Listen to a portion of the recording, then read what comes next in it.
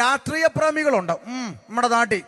ഒരിക്കൽ കവലെ പ്രസംഗിച്ചപ്പം വന്നിട്ട് പറഞ്ഞു, ഇവിടെ ഉപദേശി, മനുഷ്യൻ മദ്യവും ലഹരിക്കും ഒക്കെ പിള്ളേർ അടിമപ്പെടുന്നെങ്കിൽ അതിനെ നന്നാക്കാൻ ഇവിടെ പോലീസും ഗവൺമെന്റും ഒക്കെ ഉണ്ടല്ല, നിങ്ങളിങ്ങനെ കിടന്ന് തൊണ്ട കീറി കൂവിയുണ്ട് എന്നാന്ന് ഒരുത്തൻ ചോദിക്കുക.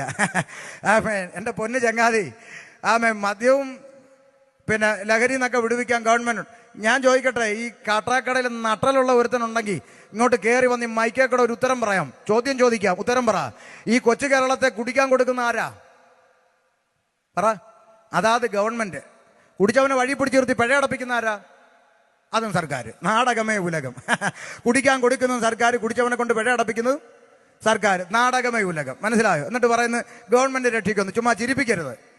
ഒരു സാധാരണ കൂലിപ്പണിക്കാരൻ്റെ ഒരു ദിവസത്തെ ജീവിതം എന്താണെന്ന് കാട്ടാക്കടക്കാർ ഇന്ന് വരെ ചിന്തിച്ചിട്ടുണ്ടോ? ഇല്ലെങ്കിൽ ഇതേ കേട്ടോ, 2 മിനിറ്റ് തിരക്കുണ്ടെങ്കിലും കേട്ടോ.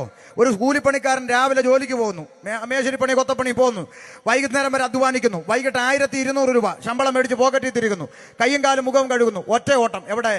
ബിവറേജിലേക്ക്. തലേ തോർത്ത് വിട്ടുകൊണ്ട് മമ്മി നിൽക്കുകയാണ് കുപ്പിയെടുക്കാൻ. തൊട്ട് പുറകെ ഹെൽമെറ്റ് വെച്ചോണ്ട് മോൻ നിപ്പുണ്ട്, അത് പുള്ളി അറിയുന്നില്ല. അപ്പൻ തോർത്ത് വിട്ടുകൊണ്ട് മോ ഹെൽമെറ്റ് വെച്ചോണ്ട്, രണ്ടുപേരും ഒറ്റ ക്യൂവില. പുതിയ കാഴ്ചയാ. 1200-ൽ 700 രൂപ കൊടുത്ത് കുപ്പി എടുത്ത അപ്പൻ ബിവറേജിന്റെ മൂലെ മാറി ഇരുന്ന് കുപ്പി അടിച്ചു തീർക്കുന്നു. അപ്പൻ ഫിറ്റാകുന്നു, കുപ്പി കാലിയാകുന്നു, മിച്ചം 500 ആകുന്നു. കണക്ക് ശരിയല്ലേ? മിച്ചം 500. കാലിക്കുപ്പിയും കൊണ്ട് അപ്പൻ ആടി ആക്രിക്കട വരുന്നു, കാലിക്കുപ്പി അവിടെ കൊടുക്കുന്നു, കുപ്പിക്ക് കിട്ടി 3 രൂപ. അരിക്ക് 1 രൂപയല്ലേ ഉള്ളൂ. വികസനമാണല്ലോ, വികസനം. അതുകൊണ്ട് 3 കിലോ അരി വീട്ടിലെത്തും. പെണ്ണും പിള്ളയ്ക്ക് പരാതിയില്ല. അപ്പൊ 3 കിലോ അരിയും കൊണ്ട് ഇവൻ ആടി കൈനറ്റിക് കൊണ്ടെടുത്ത് വീട്ടിൽ പോകുമ്പോൾ ദാ വരുന്നു അടുത്ത ഇരുട്ടടി. ഏത്? ആ വളവ് തിരിഞ്ഞപ്പോൾ ഒളിച്ചിരുന്ന് നിരപിടിക്കുന്ന ജീവി പിടിച്ചു, ഊതടാന്ന് പറഞ്ഞു ഊതി. ബാക്കി 500 ഉള്ളത് അവനും. ഇതല്ലേ ഇവിടെ നടക്കുന്നേ? ആണോ?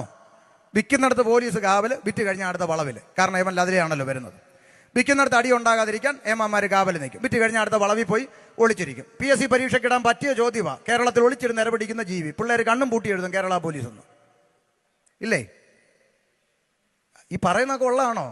ഇവിടെ നടന്നുകൊണ്ടിരിക്കുന്ന കാര്യമാണ്. എന്നിട്ട് പറയുക കുടിക്കാൻ കൊടുക്കുന്ന. ഇപ്പൊ ഗവൺമെന്റ് ഏറ്റവും പുതിയ വാർത്ത, ഗവൺമെന്റിന്റെ നേതൃത്വത്തിൽ ഗ്രാമാന്തരങ്ങളിൽ കള്ള് വിതരണം ചെയ്യുമെന്ന. കള്ളെന്ന് പറയരുത്, പോലീസ് പിടിക്കും. പോഷകാഹാരം എന്ന് പറയണമെന്നാ മന്ത്രി പറഞ്ഞു. സോറി, ക്ഷമിക്കണം, തിരുത്തുന്നു. പോഷകാഹാരം. എന്റെ ഭാഷ പറഞ്ഞ അംഗൻവാടി പഠിക്കുന്ന പിള്ളേർക്കും കൊടുക്കണം സാർ ഒരു കുപ്പി പോഷകാഹാരം ഉപ്പുമാവിന്റെ കൂടെ. കാരണം 10-ലും 11-ലും ഒക്കെ വെട്ടും കുത്തും നടന്നൊക്കെ ഔട്ട് ഓഫ് ഫാഷനായി. ഇനി അംഗൻവാടി തൊട്ട് വെട്ടി തുടങ്ങട്ടെ. നശിക്കണമല്ലോ. അതുകൊണ്ട് ശ്രദ്ധിച്ചോ, ഇവിടെ നടക്കുന്ന ഭരണകൂട കോമരങ്ങളെല്ലാം, മാറി മാറി മാറി വരുന്ന ഭരണകൂട കോമരങ്ങളെല്ലാം അവരുടെ 2-3 തലമുറയ്ക്ക് ജീവിക്കാൻ കഴിയുന്നത് ഉണ്ടാക്കിയിട്ടിട്ട് കളം വിടണമെന്നതിന്റെ അപ്പുറത്ത് ഇവിടെ പൊതുജനത്തെ കുറിച്ചോർത്ത് ഭരിക്കുന്ന വേദനിക്കുന്ന ഭരണകൂടമൊന്നും ഇവിടെ ഇല്ല. അപ്പൊ ചിലർ പറയുന്നത് കമ്മ്യൂണിസ്റ്റുകാരെ അങ്ങനൊന്നുമല്ല. കമ്മ്യൂണിസ്റ്റ് ഭരിച്ചാലും നാളെ കോൺഗ്രസ് ഭരിച്ചാലും